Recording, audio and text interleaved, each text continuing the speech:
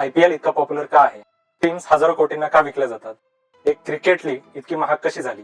2008 मध्ये ज्या टीम्स 400 आणि 500 कोटींच्या होत्या त्या आता 10,000 कोटीपेक्षा जास्त कशा झाल्या?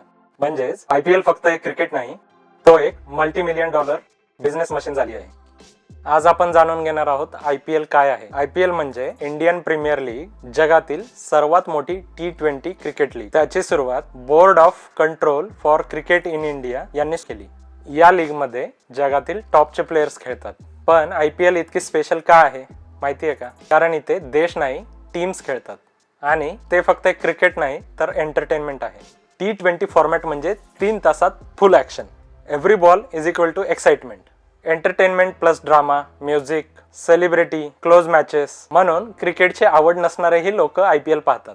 टीम सोबतचा इमोशनल कनेक्ट, उदाहरणार्थ Chennai super Kings, Mumbai Indians, royal challengers Bengaluru यासारख्या टीम सोबत लोकांच्या भावनाही जोडलेल्या आहेत. ग्लोबल प्लेयर्स एकत्र खेळतात, म्हणूनच IPL is equal to global league.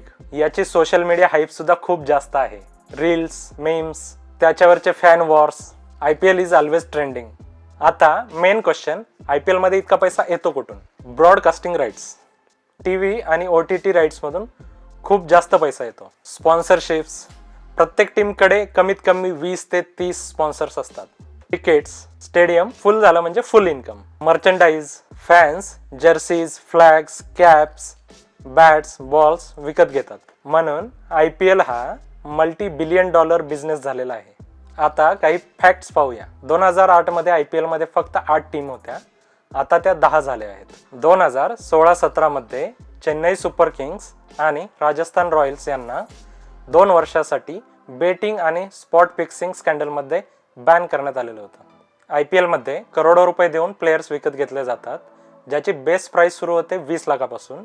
आणि आत्तापर्यंतचं सर्वात मोठं रेकॉर्ड म्हणजे मिशेल स्टार्क, जो 24.75 करोड रुपयांना विकला गेला होता. मुंबई इंडियन्स आणि चेन्नई सुपर किंग्स हे प्रत्येकी 5 वेळा विजेतेपद जिंकून सर्वात यशस्वी IPL संघ आहेत. कोलकाता नाईट रायडर्सने 3 वेळा विजेतेपद जिंकलेले आहे. सर्वात अलीकडील विजेता म्हणजे रॉयल चॅलेंजर्स बेंगळुरू, तर Rajasthan Royals, Deccan chargers, Sunrisers Hyderabad आणि गुजरात टायटन्स यांनी प्रत्येकी 1-1 वेळा विजेतेपद जिंकलेला आहे.